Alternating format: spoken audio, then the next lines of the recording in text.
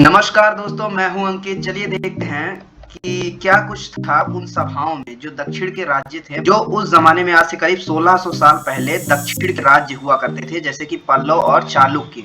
इन सब राज्यों में यानी कि जो 1600 साल पहले लोग थे, वो लोग सभा किस तरह से करते थे उस राज्यों में, और क्या कुछ खास थी उन सभाओं के बारे में, इस सभी चीजों के बारे में इस वीडियो में हम देखेंगे। इसके पहले के वीडियो में हम लोगों ने बता दिया था कि किस प्रकार से नई प्रकार की सेना बनती थी जो भारत का दक्षिण इलाका था, उन इलाकों में, जिसमें एक संगठित सेना होती थी और सेना का एक देख रेख करने वाला सेना नायक होता था, जिसमें सेना में हाथी, रथ, सवार ये सब चीजें होती थी, जो कि आप पिछली वीडियो में देख सकते हैं। तो चलिए जानना शुरू करते हैं दक्षिण के राज्यों की सभाओं के बारे में।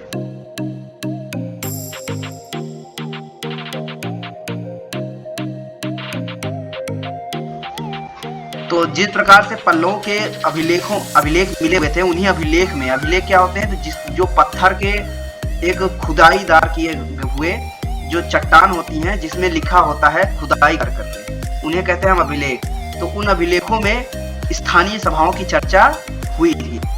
उन अभिलेखों के माध्यम से ये पता चला कि इसमें से मतलब बताया गया कि एक सभा जो थी वो ब्राह्मण भूस्वामियों के द्वारा संगठित किया जाता था। संगठन एक ब्राह्मण भूस्वामियों का होता था। ये सभाएं उप समितियों के जरिए किया जाता। ओके, हम ये जानते हैं कि ये लोग का काम क्या होता था। तो ये जो भूस्वामी होते थे, भूस्वामी यानी कि ब्राह्मण जो बैठते थे सभा में, इन लोग का काम ये होता था कि सिंचाई और खेती बाड़ी और साथ ही इनसे जुड़े हुए जितने काम थे, जैसे कि खेत पर जाने के लिए सड़कों का निर्माण करना, या काम करने के लिए इंसानों को कहाँ से, और साथ ही साथ स्थानीय जो मंदिर होती थी, इन सब चीज की देख रेख कैसे होगा, तो इन सब चीजों के बारे में बातचीत करते थे ये ब्राह्मण भूस्वामी।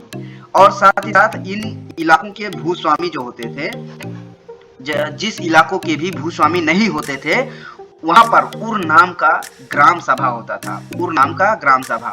तो ऑप्शन में कभी भी मिल सकता है, क्वेश्चन जो एग्जाम हो सकता है तो उसमें मिल सकता है कि कौन सा ऐसा सभा था जो जहां पर भूस्वामी ब्राह्मण ना होकर के कोई अन्य होता था। तो वहां पे आपको उर नाम का बताना होगा कि उर नाम का ग्राम सभा होता था जहां पर ब्राह्मण भूस्वामी नहीं होते थे। अच्छा, इनके अलावा इनका जो बात बताया गया, ये भी उन्हीं अभिलेखों में बताया गया।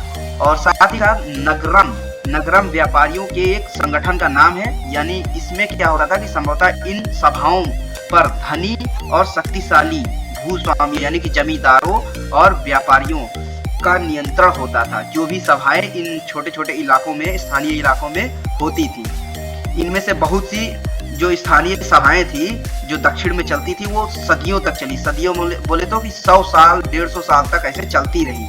बाद में ये जो परिवर्तन हो गया, जैसे कि पहले सती प्रथा चलता था, या फिर जो भी कोई प्रथा चलती थी, पुरानी प्रथा, उस तरह से जैसे खत्म हो गई आज, उसी तरह ये भी प्रथा, जो स्थानीय सभा की प्रथा है, ये अब खत्म हो गया। अब धीरे धीरे ये खत्म होकर के आज के आधुनिक युग में ग्राम पंचायत हो गया है। और साथ ही साथ प्रधान वगैरह के देख रेख में अब गांव का विकास होता है कि कहाँ सड़कें बनेंगी, कहाँ पे खेत के लिए क्या क्या बीज होंगे, इन सब चीजों के बारे में अब प्रधान मुख्य इंसान बन जाता है ग्राम का।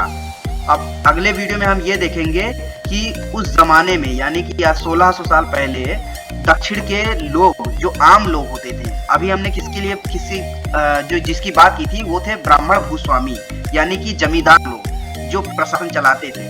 अब हम बात करेंगे कि उस जमाने के आम लोग, जो साधारण जनता होती थी, वो किस प्रकार से निवास करती थी दक्षिण भारत के इलाकों में।